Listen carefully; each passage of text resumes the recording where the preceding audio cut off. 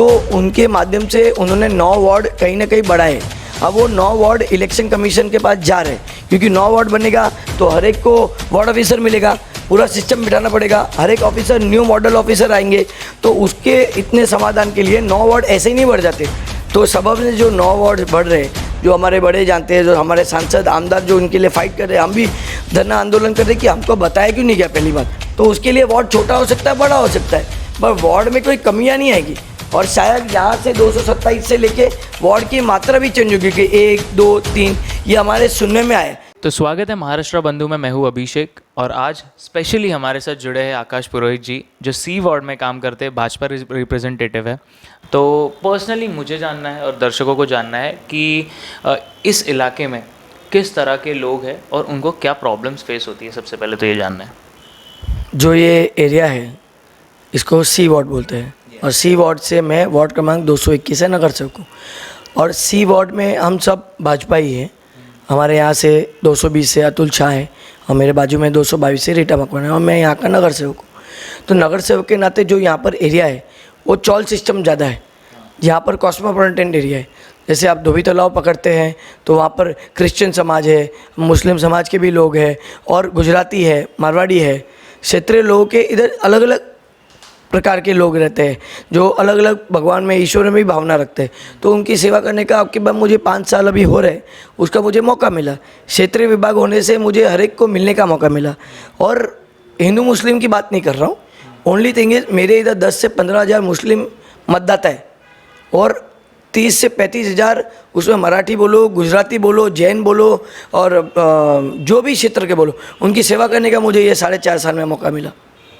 मुझे ये जानना है स्पेसिफिकली कि इस इलाके में जिस तरह बोल रहे हो आपकी चौल सिस्टम है, तो चौल सिस्टम में लोग क्या फेस करते रहेंगे प्रॉब्लम्स?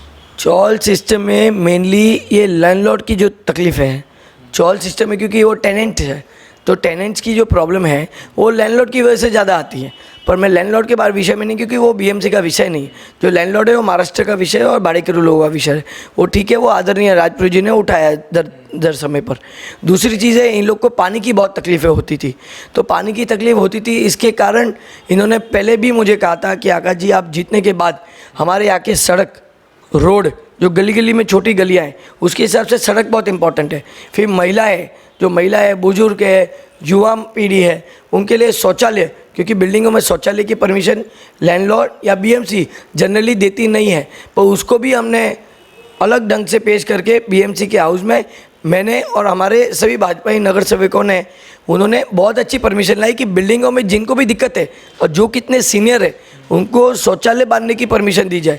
और रोड के लेवल की बात करूँ तो रोड, शौचालय और पानी, ये 3 चीज़ों की तकलीफ़ें जनरली आम आदमी को सहनी पड़ती है। तो दूसरा सवाल मुझे ये है कि इस 4 साल के कार्यकाल में आपने लोगों के लिए किस तरह से काम किया और किस तरह से हेल्प आया? मतलब कॉमन आदमी जब आपके पास आता है प्रॉब्लम्स लेके, तो वो मेनली कौन से प्रॉब्लम्स होते हैं जो आप ये बोल रहे हो पानी के, इनके अलावा मैं की बात कर रहा हूँ? पहली बात तो मुझे जब भी मैं मेरी खुद की गाड़ी लेके मैं घर से निकलता हूँ तो मुझे पता चलता है कहीं खड्डे आते तो हमको भी तकलीफ़ होती है। तो ये घर के ही अंदर तकलीफ़ होनी, खड्डा होना, रोड ख़राब होना, इससे पता चलता है कि अपने जैसे, हम जैसे कार्यकर्ता जो नगर सेवक बनते हैं, हमको जब इतनी तकलीफ़ होती थी तो ये आम आदमी की भी तकलीफ़ होगी, ये तो सीधी सी बात है। तो उसी को लेकर मैंने चाहा कि सेंट्रल एजेंसी जो बीएमसी की होती है और वार्ड कमेटी होती है, उनको कहकर हमारे पर मैक्सिमम जो रोड्स है, जो गली के रोड है वो टफ है करना, वो हमारे फंड से करा जाता है। पर सेंट्रल कमेटी जो बीएमसी के अंदर आती है उसको साथ में लेकर हमने कईयों रोड, यहाँ पर हमारे भाई बैठे हैं, अहमद भाई भी है, उनके मुस्लिम एरिया में भी 4 से 5 रोड सीसी रोड करा के दिया। 3 से 4 रोड हमारे जो गुजराती भाई है, भुलेश्वर के रोड है, जवेरी बाज़ार के रोड है, वहाँ पर हमने, ये बात सही है कि प्रॉब्लम होगी, खड्डे आएंगे, पर वो बरसाती मामला है। वो बरसात के होने से, खड्डे होने से उसको रिपेयर करने का वो काम है, वो भी मैंने किया। पर कईयों रोड हमने रिपेयर किए और खड्डे अभी काफ़ी मात्रा में कम है। जेन्युइनली क्वेश्चन ये है कि what you think from your self कि आपने लोगों को सेवा करते करते इट्स लाइक सेटिस्फैक्शन है कि हाँ मैंने काम किया है लोगों के लिए एंड लोग पीपल विल सपोर्ट? देखिए, अगर अभिषेक भाई ऐसी बात है कि अगर 100% कोई कर लेवे ना तो वो भगवान बन जाता है और उनसे कोई शिकायत नहीं की जाती। तो अपन इंसान है, अपन अपने लेवल पर बीएमसी के नज़रिए से हम अपना काम करते हैं, गली मोहल्लों में जाके, एरिया में जाके लोगों से बातचीत करते हैं और उनकी व्यथा सुनते हैं। उनकी व्यथा में कई काम होता है, कभी काम नहीं होता है, तो हम 80-20 पकड़ के चलते हैं। 80% पूरा काम करने का पूरा प्रयत्न करते हैं और काम सफल भी हुआ हूँ मैं। पर क्योंकि ये 1.5 साल हमारे मिस हो गए, मेरे ही नहीं बहुत सारे नगर सेवकों के 1.5 साल चले गए कोरोना कोविड में भी।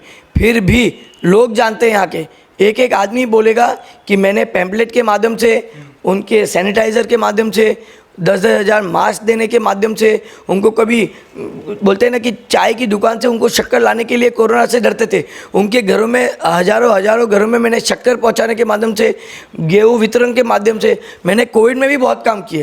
तो ये लोगों की तकलीफ बीएमसी की भी नहीं। अभी तो 1.5 साल मुझे पूछते हैं कि कोरोना में क्या किया, उनको पता है कोरोना में क्या किया। कोई आदमी ना बोले तो हो सकता है बस 100% में 1% तो आदमी मिलेगा ही ना, 100 आम के ढेरे में 1 आम तो खराब मिलेगा ही ना, तो उससे अपन बोल नहीं सकते। इसलिए मैं आपको समझाना चाहता हूँ कि कोई आदमी ईश्वर नहीं हो सकता, हम सब नॉर्मल आदमी हैं। दूसरा मुझे आखिरी प्रश्न ये है कि this coming election I just want to ask you कि इस आने वाले इलेक्शन में what is your strategy basically, कि किस तरह से काम करना है। और अभी अब की बार के इलेक्शन में जो नोंदनियाँ हुई है, जो वोटर रजिस्ट्रेशन हुआ है, उसमें आंकड़े ऐसे आ रहे हैं कि ज़्यादा से ज़्यादा युवा वोटर बनने के लिए उत्सुक है और वोटिंग करने के लिए उत्सुक है, क्योंकि कहीं ना कहीं उन्होंने भी पॉलिटिकल दुनिया देखी है। उनके परिवार में भी ऐसे लोग होंगे जो वोटिंग करने जाते हैं, जो भाजपा से जुड़े और कई अनेक पार्टियों से जुड़े। तो युवा जो आज का है वो वोटिंग करने ज़रूर जाने वाला है। तो उसके लिए सुविधा करना, वो मुझे देख के मुझे वोट करे, उसके लिए काम करके दिखाना, उसकी एजुकेशन की फील्ड के लिए बात करना, उसकी जो फीस बढ़ रही है उसकी बातें करना, और हर तरह की सुविधा। उसके पेरेंट्स को भी लगना चाहिए कि मैं उसके बेटे के लिए बात कर रहा हूँ, उसकी बेटी के लिए कहीं ना कहीं बात कर रहा हूँ। बेटे को, भाई को लगना चाहिए कि उसकी बहन के लिए मैं कहीं ना कहीं अपने प्रश्न उठा रहा हूँ। वो देख के आज का जो युवा है ना, वो देख के वोट करने जाएगा कि उनका दक्षिण मुंबई के युवा नगर सेवक उनके लिए क्या कर रहा है। और इसी माध्यम से बोल रहा हूँ, ये तो आपने मेरा इंटरव्यू लिया सही है, पर रास्ते चलते चलते मैं तो बात करता हूँ लोगों से। तो आप जब भी जाएंगे, कुछ भी प्रश्न होगा उसको मैं जवाब देने के लिए तैयार हूँ। और मुझे पता है प्रश्न उठने वाले हैं, क्योंकि ये जो बोलते हैं ना पानी के अंदर जो वो क्या बोलते हैं मेंढक, वो मेंढक चुनाव में ही आते हैं। तो वो मेरे बारे में गलत बोलेंगे, उनका काम क्या है, वो मुझे बुरा दिखाने का। और मेरा काम क्या है, मेरा काम को अच्छा लोगों के सामने जाने का। तो मेंढकों के बारे में टेंशन नहीं लेता मैं, तो पानी अच्छा होना चाहिए वो उसके टेंशन लेता हूँ। लास्ट है कि कहीं ना कहीं वार्ड डिक्लेरेशन का जो डेट्स है वो बहुत ज़्यादा डिले हो रहा है, तो उस पर डिले हो रहा है क्योंकि अब की बार मुंबई महानगर पालिका में जो सत्ता में है, महाराष्ट्र की गवर्नमेंट में है, और म्यूनसिपालिटी में भी उनके ही राज है अब की बार। तो उनके माध्यम से उन्होंने 9 वार्ड कहीं ना कहीं बढ़ाए। अब वो 9 वार्ड इलेक्शन कमीशन के पास जा रहे हैं, क्योंकि 9 वार्ड बनेगा तो हर एक को वार्ड ऑफिसर मिलेगा, पूरा सिस्टम बिठाना पड़ेगा, हर एक ऑफिसर न्यू मॉडल ऑफिसर आएंगे। तो उसके इतने समाधान के लिए 9 वार्ड ऐसे ही नहीं बढ़ जाते। तो सबब ने जो 9 वार्ड बढ़ रहे, जो हमारे बड़े जानते हैं, जो हमारे सांसद आमदार जो उनके लिए फाइट कर रहे हैं, हम भी धरना आंदोलन कर रहे हैं कि हमको बताया क्यों नहीं गया। पहली बात, चलो बताया नहीं गया, तो जो वार्ड बढ़ने वाले हैं ना वो यहाँ तक आएंगे, हमारे वार्ड की तरफ आ रहे। तो उसके लिए वार्ड छोटा हो सकता है, बड़ा हो सकता है, पर वार्ड में कोई कमियां नहीं आएगी। और शायद यहाँ से 227 से लेके वार्ड की मात्रा भी चेंज होगी कि 1, 2, 3 ये हमारे सुनने में आए, जबकि हम एडमिनिस्ट्रेशन का कोई काम जानते नहीं, हम हमारा काम जानते हैं। जो एडमिनिस्ट्रेशन वाले वो काम करेंगे और वार्ड बढ़ेगा, उसमें भी जो जेंट्स और जनरल रहेगा। मैं तो जनरल इंसान हूँ, मेरे लिए तो वार्ड की कोई टेंशन नहीं है। बड़े लोगों ने बोला है कि आपको वार्ड की कोई टेंशन नहीं है, आप अपना काम करो, तो मैं मेरे काम में लगा हुआ हूँ। टिकट देना है मेरी पार्टी को देना है, और कोई टेंशन नहीं। वार्ड्स अगर बढ़ेंगे तो कहीं ना कहीं नए चेहरे भी दिखने मिलेंगे, बेसिकली। तो वो या तो मैं ये बोल रहा हूँ कि यहाँ पर कहीं ना कहीं इस इलाके में कुछ ऐसा चेंजेस दिखेगा। नहीं, मुझे ऐसा अंदाज़ा नहीं है जो चेंजेस दिखेगा।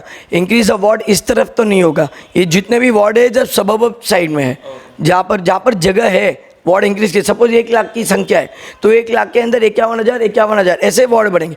हमारे इधर तो खुद मेरे इधर 60,000 मतदाता है। रीटा मकवाना जी बाजू में है, उनके इधर 48,000 है। और अतुल जी जो हमारे बीच बाजू में है, उनके उधर है करीबन 52,000 वोटर। तो मेरा अगर वार्ड पकड़ते हो तो 3,000 इधर शिफ्ट होगा और 3,000 बूथ इधर होगा, और मेरे हो जाते हैं 53-54,000। तो मुझे इतना अंदाजा है कि वार्ड के बूथों का बंटवारा होगा। बाउंड्री के अंदर थोड़ा बहुत चला, पर वार्ड कम नहीं हो सकता, क्योंकि 51-52,000 का तो वार्ड होना ही चाहिए। नहीं तो आदमियों की क्या सेवा कर पाएंगे छोटे लोग। 40,000 लोग होंगे, उसमें से मतदाता कितने होंगे। तो जैसे कि आप लोग देख रहे हो महाराष्ट्र बंधु में आकाश पुरोहित जी हमसे जुड़े, ऐसे ही हम और भी जानकारी आप तक का लाते रहेंगे। जब तक के महाराष्ट्र बंधु चैनल को सब्सक्राइब लाइक कीजिए, और इसी के साथ हमारा वेबसाइट है, उस पर जानकारी पाने के लिए www.bandhu.news.in पर जाकर आप जानकारी पा सकते हो स्पष्ट है।